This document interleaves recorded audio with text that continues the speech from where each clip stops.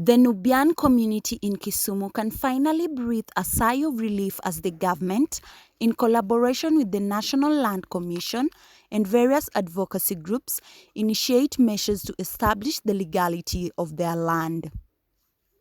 This significant development is poised to grant them long-awaited title deeds, putting to an end the distressing memories of eviction they've endured.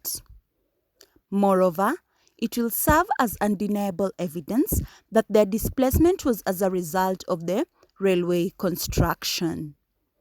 After conducting extensive public participation, the National Land Commission is considering the possibility of granting title deeds either individually or collectively to the community members. Additionally, they have been offered guidance on maximizing the land's potential for effective utilization.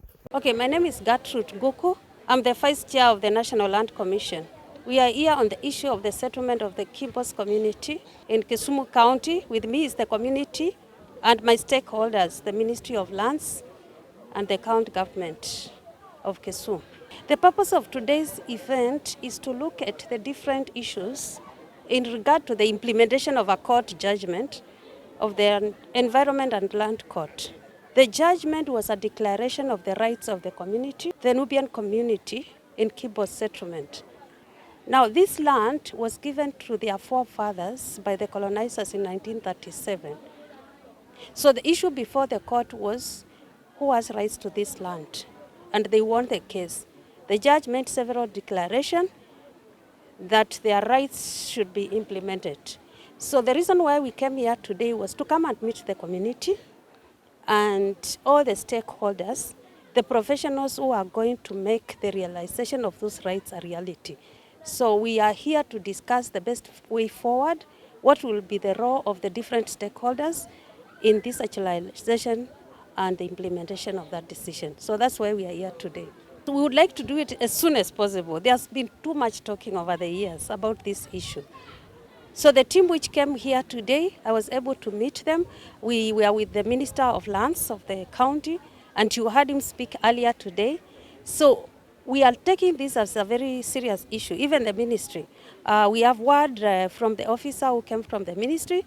The ministry has put aside as one of their plans, as one of the issues they want to actualize in the upcoming financial year. The National Land Commission also would like to make it a reality. So we need to move from talking and move to action. So we need to start working as soon as possible, and we are happy we have a lot of stakeholders who are supporting us. There are the lawyers here, there is Aki Jamii, Kituo cha Sheria, and others who have been working with this community. But at the center of every stakeholder, it is the community. It is the community who are going to profile and map out the people who have these rights, the ones who are actually affected. They are going to work with us, and they are going to determine how fast we move. But we need to move as soon as possible, and we have decided that is what we want to do. Of course, that's the most important thing, the titles. But the community will also decide, and our team here will lead them today, both the planners and the surveyors from the Ministry of Lands, from National Land Commission, and also from the county. They will guide them. Even we have the registrar here. They will guide them on different kind of titles, whether they want to have a block title, whether they want to have individual titles, and then the community will decide. I want the community to be at the center of all the decisions. The issue of Kibos is an issue of not only settlement over the years, different governments over the years since colonial time, but it is an issue which was not settled.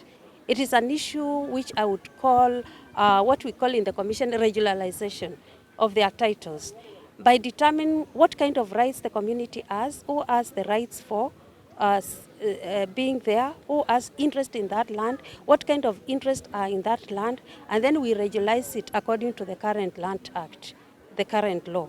Because this was a license which was given in 1930s. That's a long time ago. Now, as managers of public land, we are also supposed to determine issues of irregularities and illegalities in how this land is alienated.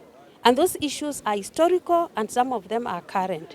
So that would be our mandate, and that would be the issue we are looking at. But the challenge has been, you find that sometimes communities All stakeholders, even the NGOs, even the government sectors are working in silos.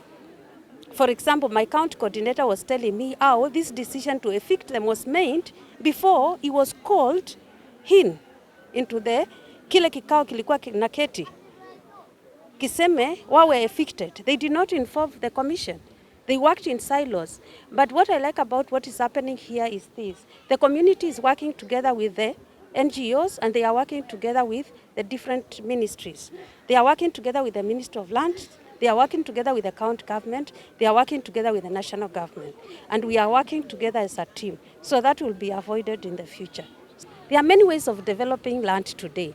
I urge the community to look beyond getting titles, to look also into development issues beyond housing. Today we have a government which is looking at issues of trade.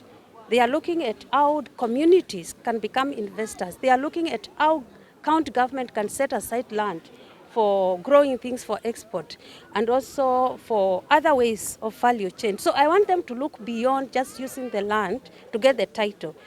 We need to get into a stage, and I urge all stakeholders involved. Let's look beyond that. Let's look at the fact that land can move beyond being a vehicle of conflict, but it should become a vehicle of creating wealth, not only for a few people, but also for our communities. Kwa majina naitwa Sheikh Musa Ismail Haji, chairman wa Kisumu Muslim Association, Kisumu County.